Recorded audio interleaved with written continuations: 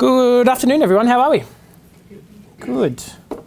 Well, I'm going to do my best and endeavour not to destroy everyone with too many slides today. So my objective really today is to deliver a lot of value so that you leave with some practical tips that you can either deploy yourself or delegate to whoever you delegate this type of work to. Okay. So a bit of a background as to where I come from. Once I turn this bad boy on. Way back when, I started in the personal training industry. And so that was lots of fun. And from that, I learned how to, grasp this marketing tool, which was Facebook, which was a lot cheaper back then, which wasn't as competitive, wasn't as saturated. Now it's getting a bit more there, and now sort of elicits a reason for the necessity, I should say, behind learning strategies and being a bit more strategic with your approach with it as well. So then from there, I kind of got a bit bored with personal training in the fitness industry and branched out to start to help other fitness coaches. And when I saw success with them, seeing strategies that we kind of developed together, I got bored with that and moved out into helping other industries using very similar strategies, all mostly lead gen and some e-commerce and online sales. And then from that point there, we've fast forward nearly 7 years, and here we are. We're using a lot of different platforms as well as Facebook, primarily Facebook because we understand it and we've kind of mastered the Facebook platform in terms of lead generation.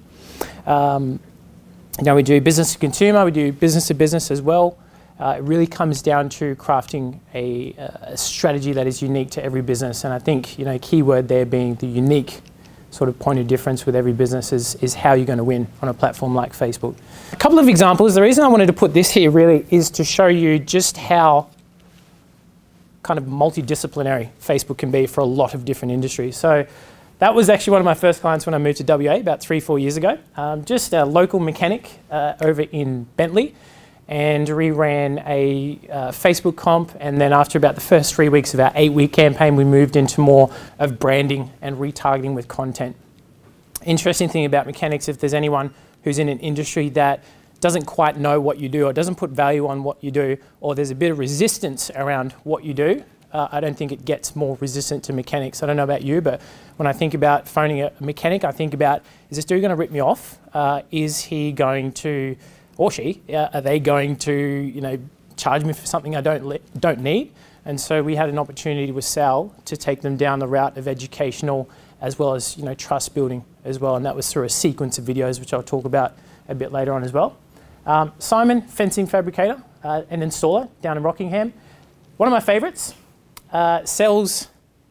manufactures sailing boat sails, and it was e-commerce, and we ran that campaign over in Germany.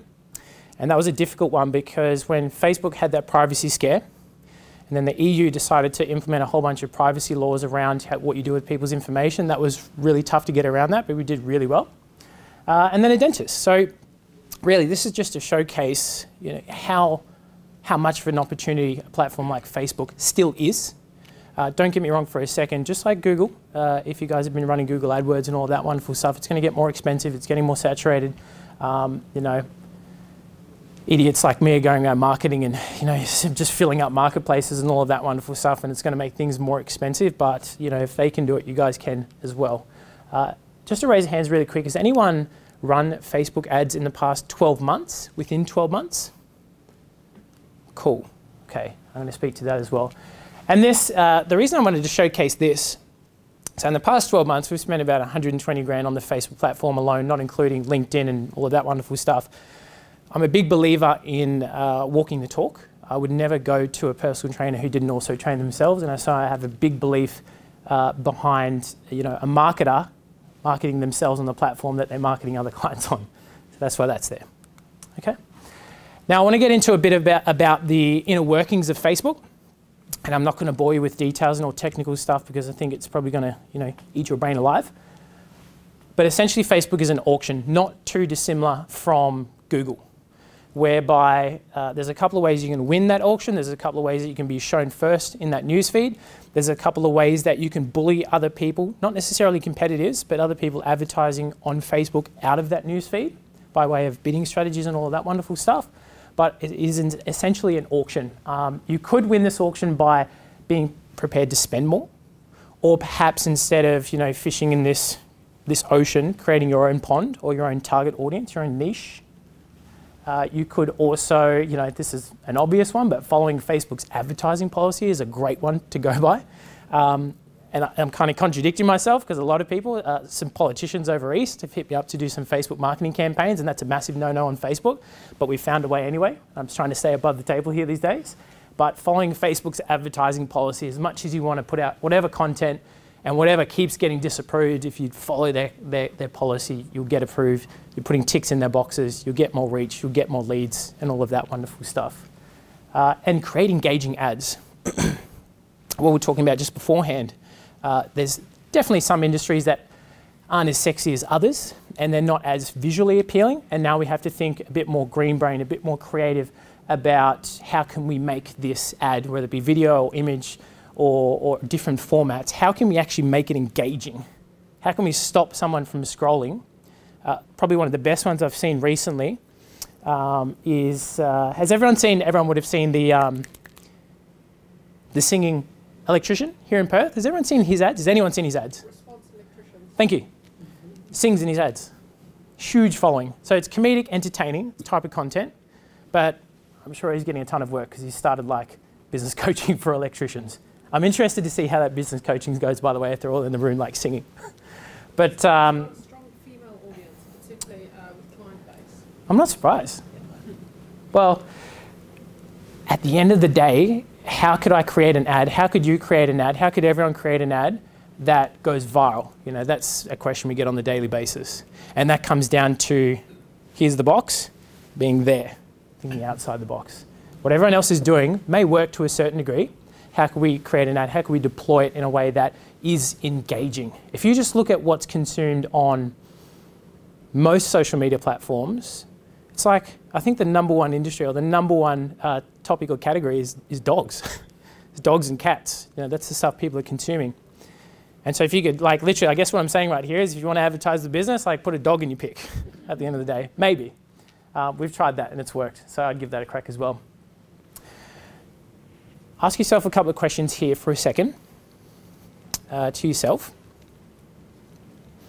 With regards to your advertising efforts, maybe not just Facebook, but you know, multi-channel. Do you have the best audience to market to? And if you don't, test. There's a video I put up today on my socials, which was literally just about 4 or 5 different audiences I went through and spent a considerable amount of money on to figure out which one did not work.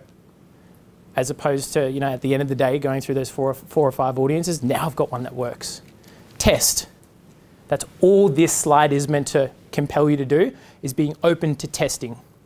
Inevitably, if you persist with something, anything, you'll get to your end goal. Facebook marketing is no different, funnily enough. You keep testing audiences, one of them's going to hit. You keep testing different creatives, different ads, one of them's going to hit. That's all there is to it. And so that includes, you know, the context of your ad. Does the audience give a crap about your ad? No, test. Is your offer compelling enough?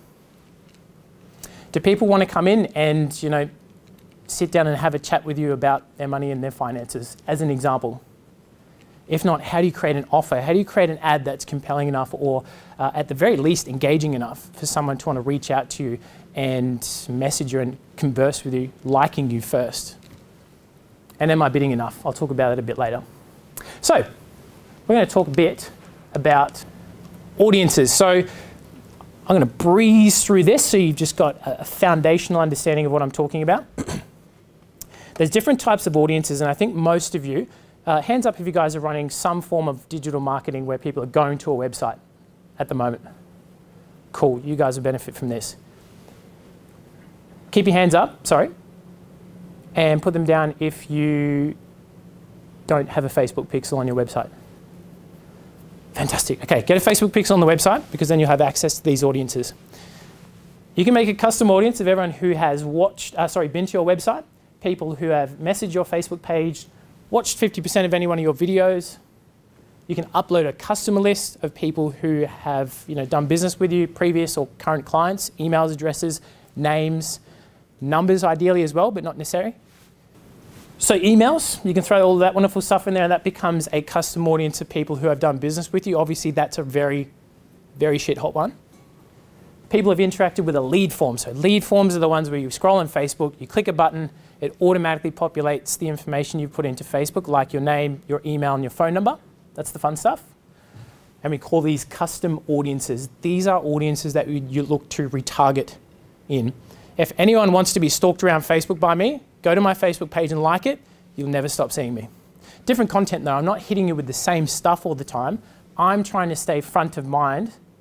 And I was saying to this gentleman over here just today, when people book in, inbound, when people book in a consultation call with myself to do future business, usually one of the first sentences that comes out of their mouth is, I've been following you for like 4 to 6, 7 months.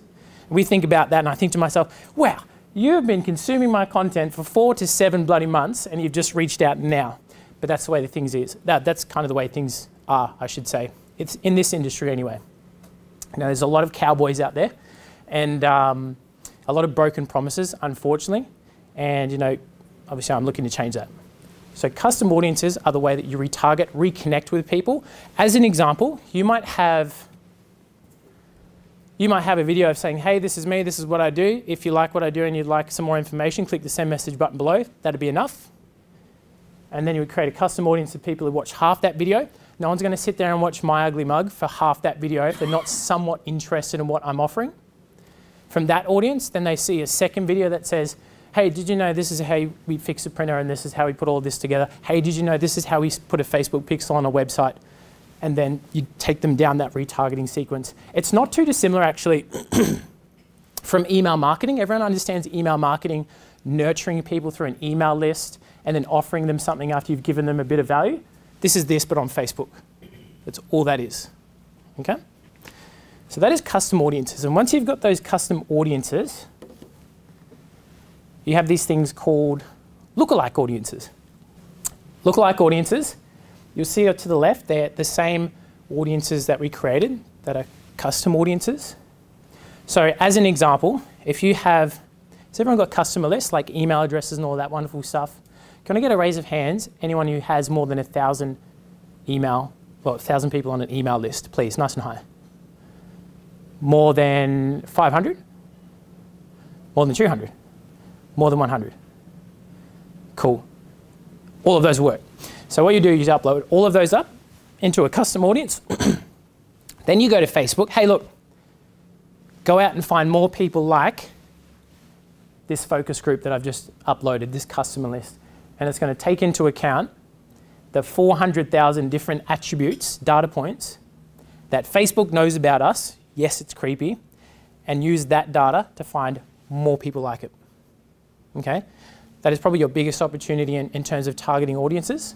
So if you're in a very niche,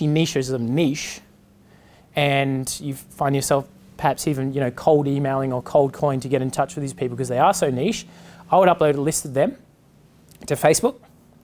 And as an individual, just a side note here, Facebook knows something like 400,000 different data points about me as an individual. Where I click on, it's very creepy, where I click on, the stuff I watch, the content. You would have noticed if you guys are on Facebook that a lot of the content that you keep repeating, you tend to like most of it. So if you like interacting with people moaning about their lives on Facebook, you're probably going to see more of it. If you like seeing content about cats and dogs and all of that wonderful pet stuff, you're probably going to see more of it. And you might be in a lookalike audience unbeknownst to yourself. So the opportunity here lies is, where can I get that initial data about the people I want to reach from?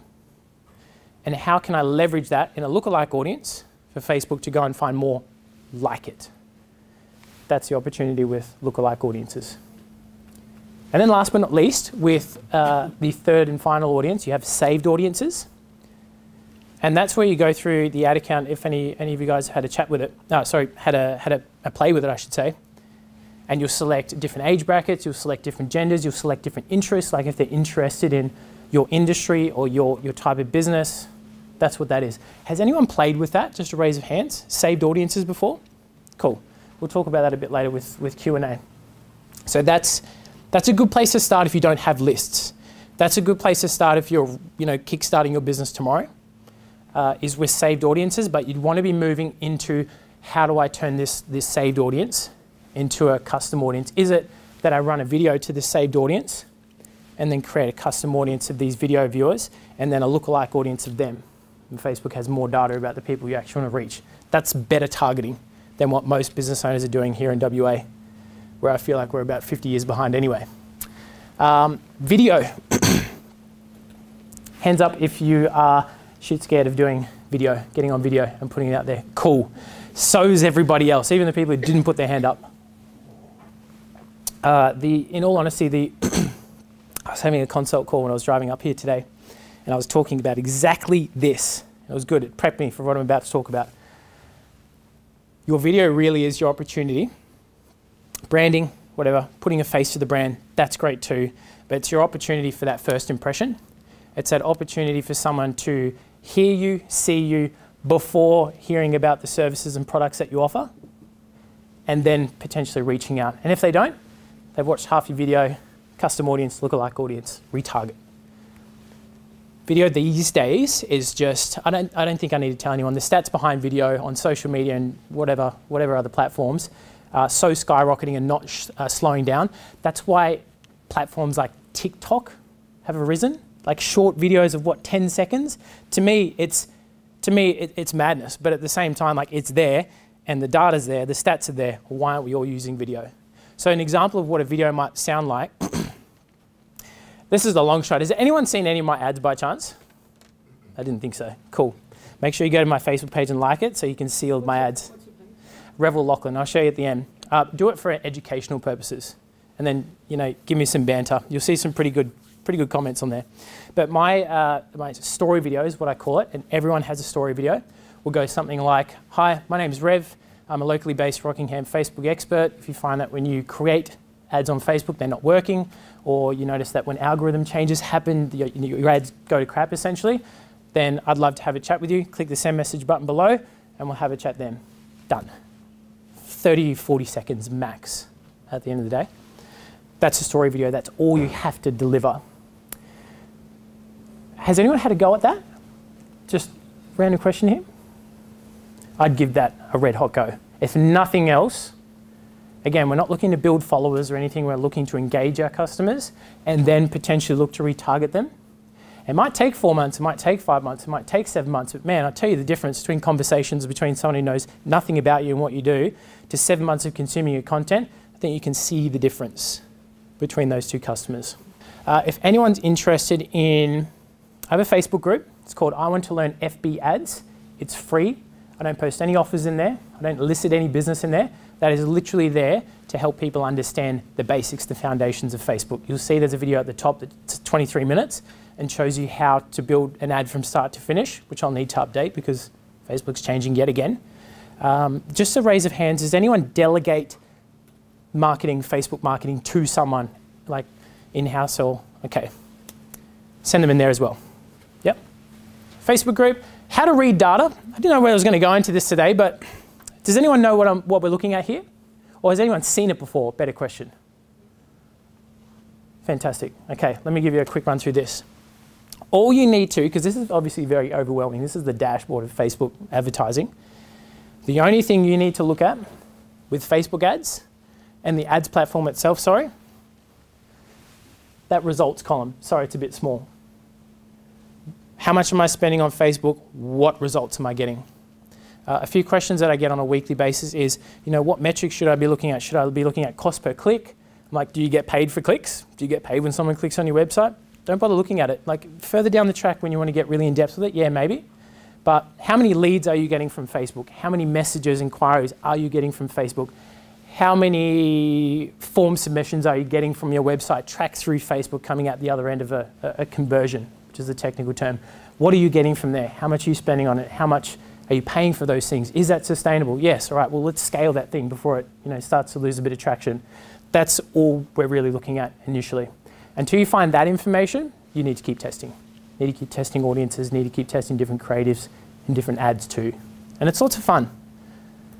Who here is a bit of a creative in the room? Likes creating, building, constructing things? Anyone? No one. We're all red brain. All very logical. It's good. You'll love this then, because this is all numbers, straightforward. If the numbers don't stack up, you don't do it. Setting up your own metrics, I'll put a bit into it. Now retargeting, this is what I wanted to spend a bit of time on today. Your retargeting, right? is, if nothing else, is your opportunity to stay front of mind. It's your opportunity to continuously put content, whether it be entertaining or inspiring or educational in nature. It's your opportunity to keep delivering those messages to someone. At the end of the day, if someone doesn't like the way you look, the way you sound, the messaging you're delivering, they'll hide your ads or they'll unfollow you, whatever. Probably weren't going to be a customer or a client anyway. That's fine. I think most of us are pretty fearful of judgment these days, if we're being honest. And so your retargeting, other than staying front of mind, is an opportunity to get multiple touch points. Does everyone understand, getting multiple touch points, getting in front of the audience, delivering content, hitting them with X amount of emails, hitting with X amount of advertisements to build trust, to build authority and all of that wonderful stuff? Do we all understand that and the necessity behind doing that? Do we all understand that the more touch points someone has, the warmer lead they are, the more likely they are to convert to be a client? That's what that is. That's all that is. It's retargeting. I would say big figure here. We've worked with quite a few clients, but probably at least 25 to 30% of revenue is left on the table, or clients at the very least, by not having retargeting. So all of the other advertising that you're doing, the marketing, the Google stuff, and Google and Facebook marry so nicely together in this day and age. You're spending money on Google, some of you are, or wherever it is that you're sending to your website. You're paying for traffic to go to the website. Why didn't they make the decision to do business with you then, or at least inquire with you then? Who knows?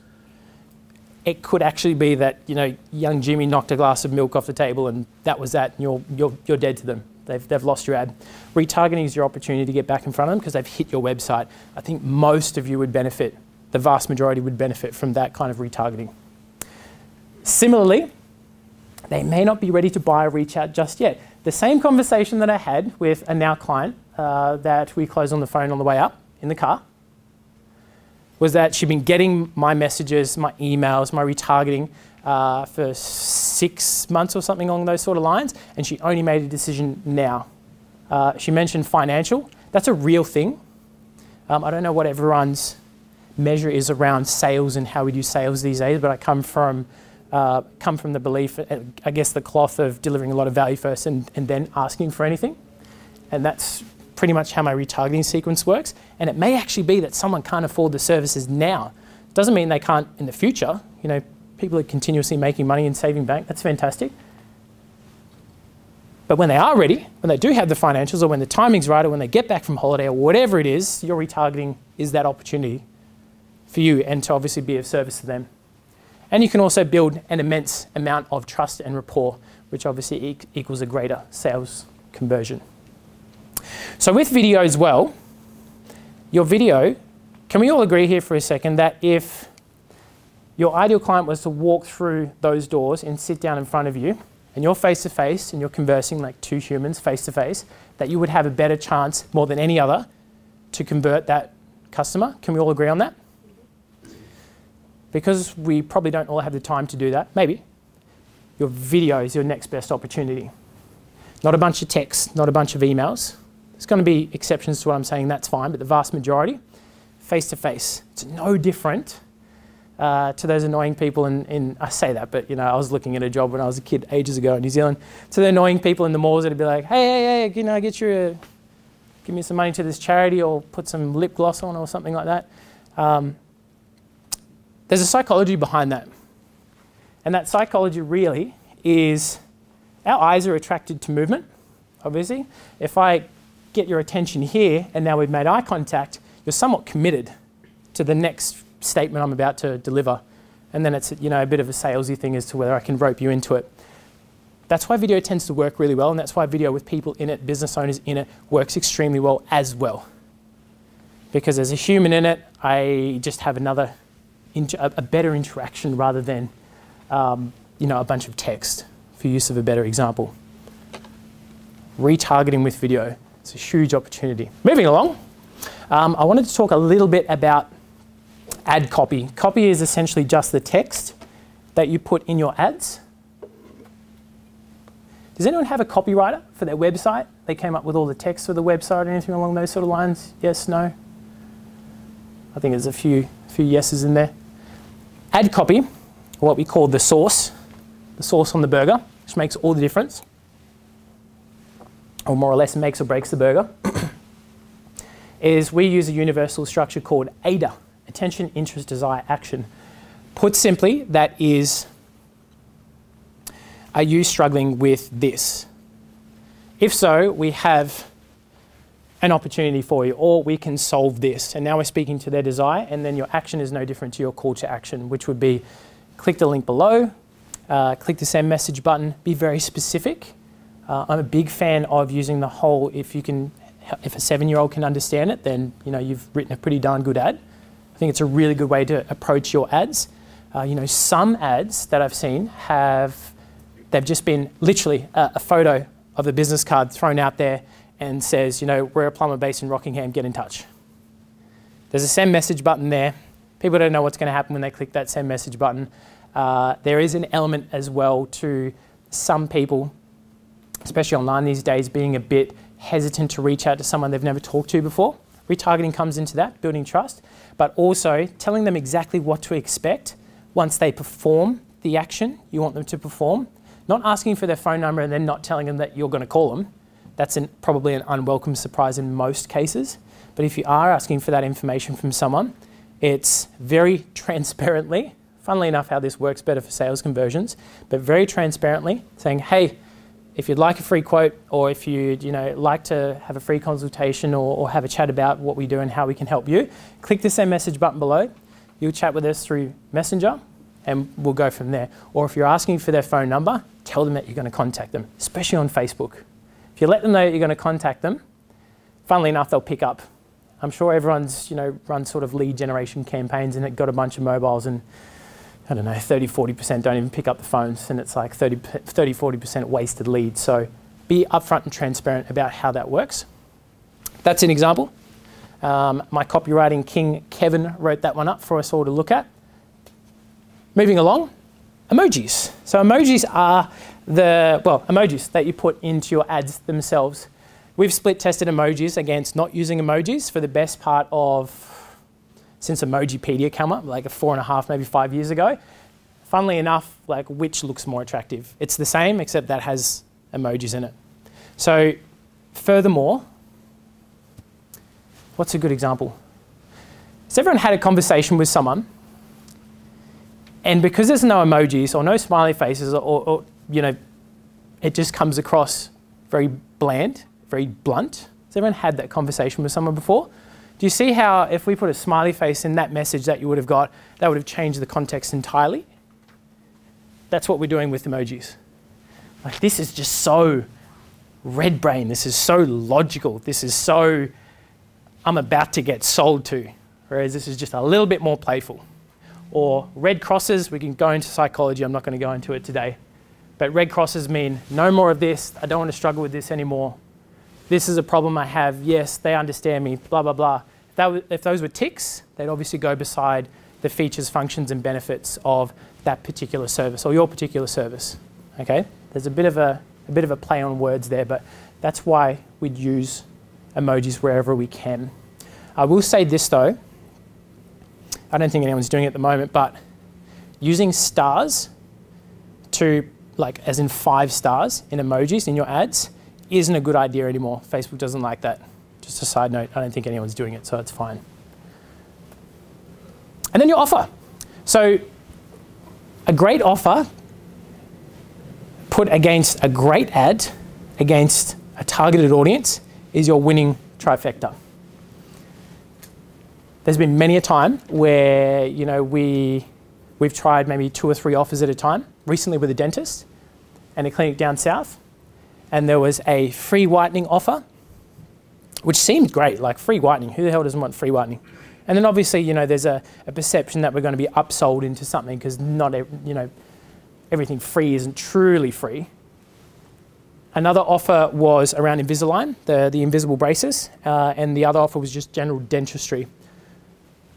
All of those offers, you'd think the free whitening worked the best. The general dentistry was the best by an absolute long shot. And funnily enough, when I think about it, when I really think about it, the general dentistry was delivered in a video. The dentist was there. We're building rapport. There's resistance to going to a dentist anyway. People don't like their teeth being fiddled around with and all that wonderful stuff.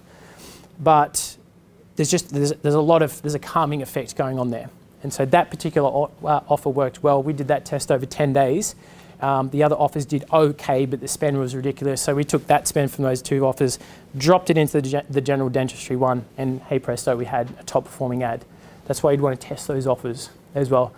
Everyone's probably used an offer here before. Maybe you've discounted your services. Maybe you've offered something for free. All of that's great. I would start to brainstorm some ways that you could potentially create some variations of those offers. Not everything necessarily needs to be free, you guys know that. That, you know, when you put your offering out there, even if it's somewhat discounted, even if it is, instead of, up to you how you want to perceive this, but even if it's not going out face to face and having a quick phone call to use that as sort of a pre-qualifying preset, it's completely up to you. But variations on offers is another piece to that puzzle also. Messenger bots. Everyone's heard of messenger bots? You click on Facebook Messenger, you get hit by a bot, essentially. Good messenger bots are ones that are conversational. If we think about why Messenger is so popular, I can't remember the stats, but it's easily over 60% more popular than actual text. It's weird, actually. People respond to messages more than they do text. That blows my mind. It's the same format, except it's on Facebook. Maybe because you can see that someone's read your message. I think that's what it is. So it holds you accountable to replying. A good messenger bot, again, story video, blah, blah, blah, this is what I do, this is what I can offer. Click the send message button below. I hit the send message button, or you hit the send message button, and then it goes, hey Rev, are you interested in getting a quote? Click yes. They click yes. Ask for their email, ask for their phone number, any other details. It's an opportunity to use it for pre-qualifying preset as well, if you need to ask more questions from a prospective customer.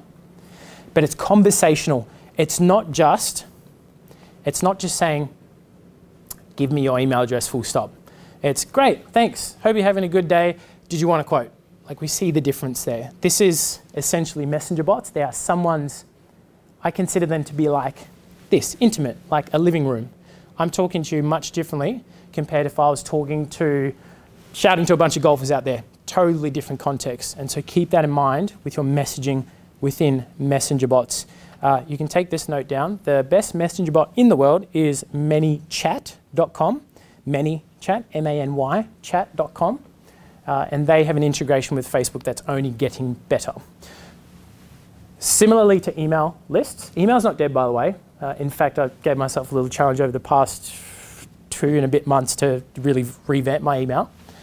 Messenger bot is essentially an email list. Not everyone that comes in is going to be ready to buy or inquire now. That's fine, unless you're asking for personal details and you're going to call them up and give them a quote, if that's how the business model works. But messenger bots, because they're in that list, you can send them messages at a later date for free. Okay. Probably one of the biggest benefits is near close to everybody opens a message, unless they're overseas, they haven't got good network connection, whatever. But near everyone opens a message, a Facebook message. I think the general consensus is around 30–35% of people open an email, or even get the email if it doesn't fall into the junk. So right now, thankfully, there's not too much of a junk mailbox for messages. There will be, as marketers like myself spoil it for everyone. It will happen, but that's the opportunity with messenger bots. Okay, it's instant connection. When the message comes right through, when I turn my mobile data back on, I'll probably have 5 or 6 messages, and I'll be in there like this. Like, I think we all understand that the promptness of replying to these things is probably key as well. Someone going, oh, I didn't realize you're going to reply so fast, and you've already built some form of rapport with them. So there's something to be said about that as well. So those are wonderful messenger bots. And now let's talk about a couple of strategies. So what I think I'll do is, obviously you guys who get the recording for this, I'll give you access to my membership area as well. It's an online platform, has a whole bunch of videos that shows you how to set up these things if you want to trial them out yourself to give you guys a bit of value. This is a Yankee coin term, I don't know where it came from. It's called a carpet bomb, and essentially what it is you run a video view campaign, so you have to have a video. And what would happen is you would test 3 audiences, and you would have 2 variations of the same video. So you'd have one ad with the video in it, text number 1, then you'd have the same video with another text variation, text number 2. Does that make sense, how that sort of split tested? And then those people would fall into a 50% video view audience from watching half of those 2 videos. And then you'd run a message campaign. This doesn't need to make sense now, but if you can get an understanding about how that flowchart works, how someone goes from knowing nothing about you to now sending you a Facebook message, that would be the fastest way for all of you to get up and running and give this a red hot crack. And then your offers on the back of that ad there. This is a messenger bot strategy, a lot more complicated, but you have to build it out. It's not too dissimilar actually. You run a message campaign, which is asking Facebook for messages to find new messages. You would test at least 3 to 4 audiences. They click the send message button. They start your messenger bot sequence. Hey Rev, how can I help you out today? There's a bunch of buttons there they can click, like frequently asked questions with responses built out from them. It might be something along the lines of, I need a printer repaired, or I'm looking for a new printer. And if they click, I need a printer repaired, it's like, oh great, and then it spits out your address, your phone number to get in contact with you, just multi-channel options to get back in touch with you. Or if it's, I'm looking for a new printer, it might be, great, you can check out some of our new models on our website, as an example. So your message sequence is completely up to you how you want to structure that. Again, keep it conversational. It needs to be human connection. I couldn't stress that enough. I think if you take away anything from here today, other than these practical tips, would be to keep it all human. Again, there's humans that we are dealing with and connecting with on the other end of these mobile devices, funnily enough. And if you treat them like humans, talk to them like human beings and converse with them that way, as well as being professional, I can always guarantee you'd close a lot more sales for those leads. Messenger bot strategy, lead form strategy. Could I get a raise of hands really quick? Who has interacted or seen a lead form ad? You're scrolling on Facebook, you click it, and for some ninja reason, it's automatically populated your name, your email, and your number or something like that. Raise of hands real quick. Fantastic. That's a lead form. Raise of hands if that would benefit your business, to get people's personal info, to call them, follow up, that kind of stuff. Cool. That's a fast one to set up as well, really fast. So that's worthwhile giving a run. You would use a lead form objective. You would test at least 3 audiences, at least 2 to 3 ads, but they run into the same lead form. Okay? And then, well, I forgot I put this on the back here, but then you can also create a custom audience of everyone who has filled out your lead form, which are people who are interested in what you're doing and what you're offering, and then create a lookalike of those people. So if I had, say, 100 leads come through on the week, and those are great leads, I'd go Facebook, lookalike audience of that, and then I would, in one of these audiences, pop the lookalike there, and that campaign will work a hell of a lot more leads would come through, and they'll probably be cheaper as well. So that's a good tip for lookalike audiences in the same breath. Does anyone get inquiries through their website via a form? More than not. Okay. A lead form, what I showed before, is essentially just that, but on Facebook. Our landing page is what I'm assuming you're using. They go to the website, you ask for their name, their email, maybe their phone number, some further details. That is a landing page. This is a landing page strategy, LP strategy. And so, this is a very juicy strategy. It's a video view campaign, you have to use video. 3 audiences. The objective is to get them to your page. If they fill out that form, great. If not, it's not the end of the world. They then go into a custom audience of everyone who's watched 50% of that video. Then you create a second campaign, which is a traffic landing page view campaign. And it retargets those people to go back to your website and fill out that form. The context of that retargeting ad might just be something like, hey, it looks like you forgot to fill out that form. Click the link below to go and do it now. That's enough, usually. And that landing page retargeting strategy is going to be a hell of a lot cheaper for you as well. That's a landing page strategy. And then this one that we coined about, it's very new, it's about 4 or 5 months old. It's huge, but the idea behind this was, as well as, I'm going to contradict myself here for a second, but we wanted to leverage influencers. Influencers being someone who has a lot of influence in their particular industry or their particular niche, whatever, fitness models and all that kind of stuff, but they're not the only influencers, thank God. But you would have a video view objective that would be running to all those audiences in the green. And you would also have an engagement objective. So now you're asking Facebook, hey, find people who are going to view my video. I also want you to find people who are going to engage with my video. The difference between those two is you have people who watch a video. Again, Facebook knows 400,000 different data points about us. People who watch a video is totally different to someone who likes and comments on an ad or a post. Totally different, or sort of, really. But you'll have different segments of those audiences in there. What we wanted to leverage was, yes, we're getting messages, that's great. I wanted to further reach out and see if we can drive something I think is coined the herd mentality. If you can think about some of the posts you might have consumed today on Facebook or different social channels, if you can think back roughly, whether you stopped and looked at that was because it had X amount of likes or X amount of comments in this day and age when likes are kind of dying out. We wanted to leverage that. We wanted to say, okay, this business owner's ad has like 300 comments, stack of likes. We're getting a bunch of messages, that's good. Is there a split test to be made here because of the amount of engagement this is getting? People are interacting with it. If we think about no different to someone having, way back in the day, like 1 million followers, you would automatically assume that they have someone of influence, someone of authority in whatever sort of field or whatever industry they're in. We're taking that concept and dropping it into an ad. So your ad might have like 100 or 200 or 300 different comments on it.